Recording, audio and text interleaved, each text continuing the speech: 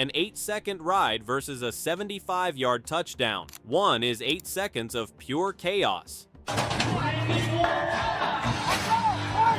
The other is a masterclass in athletic power. But what if I told you the 8-second ride is 10 times more dangerous than an entire season of pro football? From fractured spines to Bulls turning back to finish the job, the stats will blow your mind. The weekend 6th in the world standings. Seriously, forget everything you think you know about dangerous sports. Forget the NFL. Forget high-speed car wrecks. Forget boxing knockouts. The numbers don't lie. The absolute highest injury rate in any major sport is bull riding, and it's not even a competition. Medical studies have proven that pro bull riders are at least 10 times more likely to get seriously injured than pro football players. So how can 8 seconds be deadlier than a whole NFL career? Oh, but this time, he goes down. It's not just about falling off. It's about what happens after you hit the dirt. We broke down the science and the data, and it is more insane than you can possibly imagine. When someone says sports injuries, you immediately think of the NFL. You see the crazy helmet-to-helmet hits, the slow-mo replays of broken legs, and you think about concussions. And you're not wrong, the NFL is a legit war zone. A study found that a pro football player gets injured about 8.1 times for every 1,000 games or practices. A single team can have hundreds of injuries in one season. Our bodies just are not made for that. The NFL has spent millions trying to make it safer, but all of that is nothing compared to what happens when your opponent weighs a ton and doesn't care if you live through it. A sport where your opponent weighs a ton, isn't human, and wants to end you even after the clock stops. The data deep dive. Okay, this is where the numbers get absolutely mind-blowing. I had my team pull every study we could find, and they all said the exact same thing. Rides I've seen him start all season long. You see his inside foot come up and... Bull riding is the most dangerous organized sport on the planet. While football has an injury rate of about 8 per 1,000 chances, bull riding's rate is between 32 and 48 injuries for the same number of rides. You are looking at a sport that is, at minimum, 10 times more dangerous than football and over 13 times more dangerous than ice hockey. One study even calculated the injury rate per hour and got a number so big it sounds fake. 1,440 injuries per 1,000 hours. No other sport even makes the chart. Bull riding isn't just more dangerous, it's operating in its own terrifying league. And oh, what Cooper Davis had in mind, takes a shot. A pro bull rider has over a 5% chance of injury on every single ride. Think about that for a second. What if your favorite quarterback had a 5% chance of getting injured on every single play? The entire NFL would shut down instantly. Players would strike, teams would collapse, and fans would riot. So what causes this insane difference? It happens in 3 phases, and each one is crazier than the last. First up, the ride. You're holding on with one hand to a 2,000-pound beast that's bred to be explosive. The force on your body is just unbelievable. Your arm, your shoulder, your spine, they're all getting twisted and pulled apart. It's no surprise that sprains and strains are the most common injuries, making up 35% of all incidents. Next, the dismount. This is where a massive number of injuries happen. Whether you get thrown or you jump off, you are flying through the air with absolutely zero control. Smashing into the ground is how you get fractures, which are 22% of all injuries. We're talking broken ribs, shattered collarbones, destroyed knees.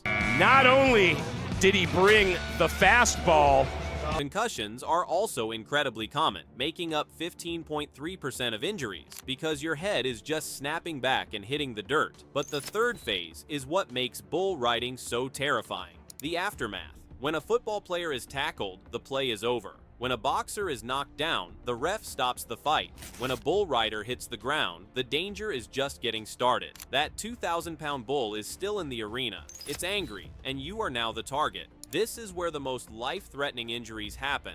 The impact from a bull's kick or stomp is enough to cause crushed skulls, collapsed lungs, and massive internal bleeding. This is what makes every single ride potentially your last. Like one rider said, in other sports, the dirt bike doesn't turn around and try to run you over. In bull riding, it does.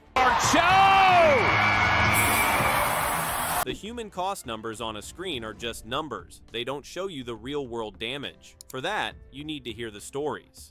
In 2024, a 17-year-old champion rider named Walker Hollywood Smith was critically injured when a bull stomped right on him. He was airlifted out of the arena unconscious, with both lungs collapsed and internal bleeding threatening his brain. Just a year before that, another young rider died after a bull stomped his chest. This isn't rare. It's a known risk of the sport.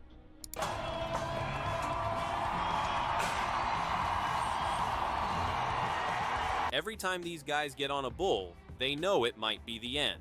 And the guys who survive, they are paying a crazy price. Six-time world champ Sage Kimzey once listed his injuries in an interview like it was a grocery list. Torn UCL in his elbow, a fractured pelvis, broken ribs, both arms broken, and broken feet. Another rider, Kaneen Asay, had his ear completely torn off and needed 250 stitches to sew it back on.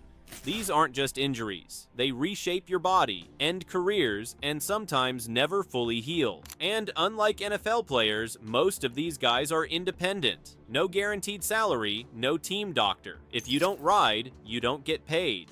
This means they are constantly riding while hurt, pushing their bodies past the breaking point because they literally have no other choice. This insane cycle of risk and reward is what makes rodeo one of the most extreme things on earth. If you think this is as crazy as we do, smash that subscribe button and turn on notifications. We break down the unbelievable data behind extreme topics every single week. And next week, we're diving into another brutal truth. And let's just say, this time, it's underwater. The medical perspective. The doctors who work these events see things you wouldn't see anywhere else. Dr. Tandy Freeman, the PBR's longtime medical director, said the injuries are more like what you'd see in a high-speed car wreck than a sports injury. He says the force transferred from a giant animal to a human is off the scale compared to anything else. This is why the Justin Sports Medicine team is so important. They are basically a mobile hospital of volunteer doctors and surgeons who give free medical care at over 125 rodeos a year, treating thousands of riders for free. Without them, the sport literally could not exist. Dr. Omar Atassi, an orthopedic surgeon, said that when a rodeo injury happens, it can be fairly significant. That's the understatement of the century. He's treated injuries more brutal than anything you'll see in MMA, the NFL, or motocross, including shattered pelvises, internal hemorrhages, and compound fractures when a bull falls on them. These doctors know they're treating a different kind of person, someone who is conditioned to a level of pain we can't even process. Their job is to stop them from going back too soon and getting themselves killed. So, yeah, the NFL is violent, and the risks are huge. But the data shows the undeniable truth. The number and type of injuries in bull riding put it on a completely different planet. Head-to-head contact was scary. The injury rate isn't just higher, it's on a whole other level. The danger isn't just another person, it's a 2,000-pound animal that's trying to unalive you, and the danger doesn't stop when you hit the ground. Football is a game of inches. Bull riding is a game of survival. The NFL measures careers in seasons. Bull riding measures them 1 8-second ride at a time. And in those 8 seconds, these riders face more danger than any other athlete in pro sports, making it, without a doubt, the deadliest 8 seconds any athlete will ever face. And there's no guarantee they walk away.